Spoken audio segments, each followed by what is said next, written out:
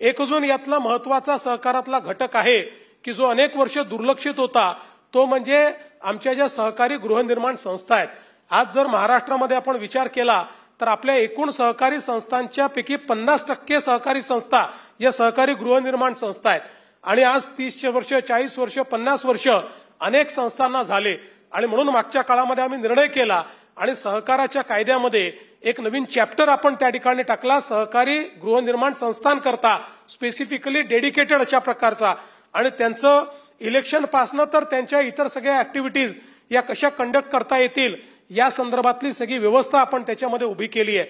आणि आता तर सेल्फ रिडेव्हलपमेंट सारखी एक नवीन योजना आपण त्या ठिकाणी आणली, कारण आपण बघितलं की या सगळ्या सहकारी संस्थांना रिडेव्हलप होत असताना बिल्डराच्या सगळ्या दावणीला बांधलं जायचं आणि मग अनेक वर्ष ते आपलं घर सोडून जायचे।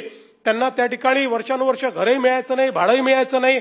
अनेक वेळा त्यांना हक्काचं जे काही त्यांचं घर आहे ते कमी स्वरूपात मिळायचं। आज आपण ज्यावेळेस हे सेल्फ रिडेव्हलपमेंटचं मॉडेल या सहकारी संस्थांकरता आणलं आणि सहकारी गृहनिर्माण संस्थांना 17 प्रकारच्या वेगवेगळ्या सवलती या राज्य सरकारच्या वतीनं दिल्या, तर ज्या ठिकाणी आमचे जे काही लोक होते, आमचे नागरिक होते, हे 400-450 फुटात राहायचे, त्यांना 1200-1300 चौरस फुटाचं घर आज मुंबईमध्ये देखील मिळायला लागलं। अशा प्रकारे आपण ही व्यवस्था केली।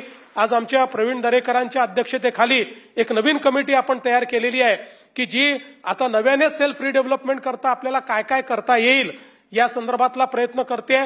आम्ही आता माननीय केंद्रीय मंत्र्यांना ही देखील विनंती केलेली आहे की एनसीडीसीच्या माध्यमातून आपल्या सहकारी गृहनिर्माण संस्थांनाही मदत कशी करता येईल, कारण त्याच्यामध्ये त्यांनी एनसीडीसीच्या माध्यमातून मदत करायचं तर मंजूर केलं, पण नंतर असं लक्षात आलं की एनसीडीसीचं ज्युरिस्डिक्शन हे केवळ ग्रामीण भागात आहे, ते शहरामध्ये नाही आहे। त्यामुळे ते अडलं होतं, तर किमान सहकारी गृहनिर्माण संस्थांकरता ते शहरी भागात कसं करता येईल या संदर्भात आता माननीय केंद्रीय सहकारिता मंत्री अमितभाई शहा यांच्याशी चर्चा झाली आहे। लवकरच त्यालाही मान्यता मिळेल आणि त्यातनं अगदी ज्याला सवलतीच्या दरामध्ये आपण लोन उपलब्ध करून देण्यापासून तर वेगवेगळ्या प्रकारच्या सवलती त्या ठिकाणी देणार आहोत, ज्यातनं लोकांना रिडेव्हलपमेंटमध्ये आपलं हक्काचं घर हे मिळू शकेल किंवा नवीन सहकारी संस्था ज्या तयार होतात गृहनिर्माण संस्था त्यांनाही चांगल्या प्रकारे आपल्या घराचं स्वप्न हे पूर्ण करता येईल।